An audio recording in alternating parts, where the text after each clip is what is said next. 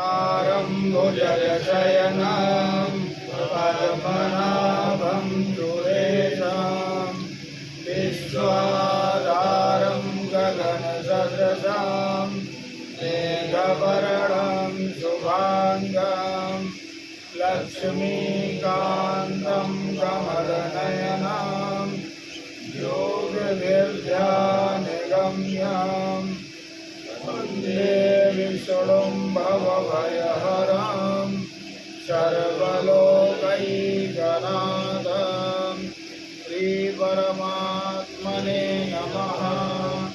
अथ श्रीविष्णुसहस्रनामस्तोत्रम् यस्य स्मरणमात्रेण जन्मसंसारबन्धनात् विमुच्यते। नमः तस्मै विष्णवे प्रभविष्णवे नमः। समस्तभूतानामादिभूताय भूगते अनेकरूपरूपाय विष्णवे प्रभविष्णवे वैशम्पायनुवाच कृत्वा धर्मानशेषेण पावनानि सर्वतः युधिष्ठिरः सान्त्वनं पुनरेवाभ्यभाषत।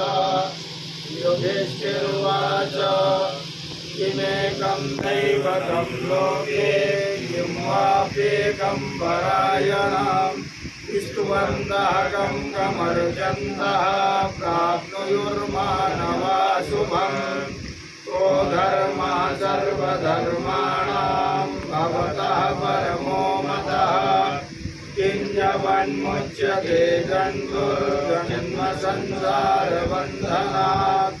भीष्म उवाच जगत्प्रभुं देवदेवमनन्तं पुरुषोत्तमम् स्तुवन्नाम सहस्रेण पुरुषः सततोत्थितः तमेव चार्चयन् नित्यं भक्त्या पुरुषमव्ययम्।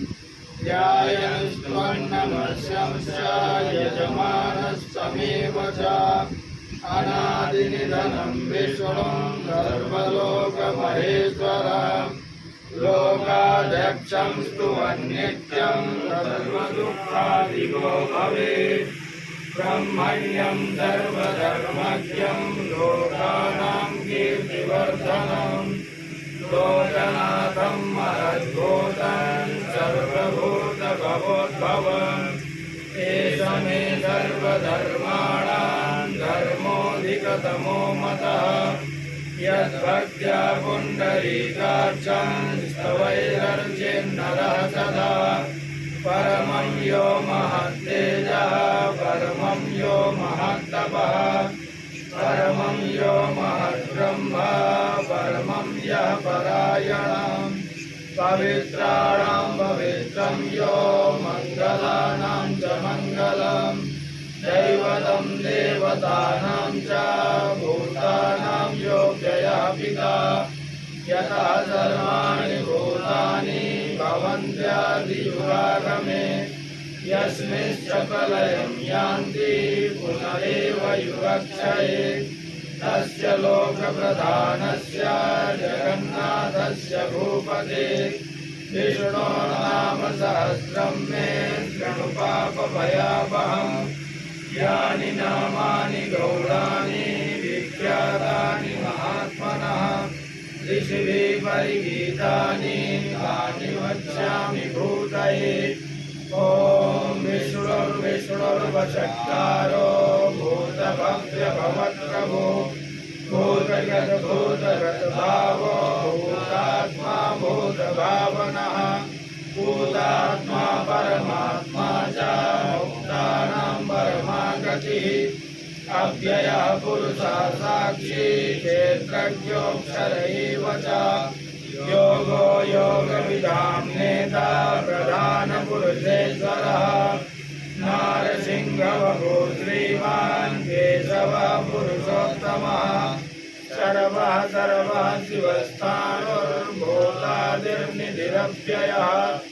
सम्भवो भावनो भरता प्रभवः प्रभुरीश्वरः स्वयंभूषम्भुरादित्या पुष्कराक्षो महासनः अनादिनिधनो धाता विधाता धातुरुत्तमः अप्रमेयो ऋषिकेशः पद्मनाभो मरप्रभो विश्वकर्मा मनुष्वष्टा सविष्टः सविरो ध्रुवः आग्राह्य शाश्वतः कृष्णो लोहिताक्षः प्रदर्शनः प्रभूतस्त्रिककुद्धाम पवित्रं मङ्गलं परम्।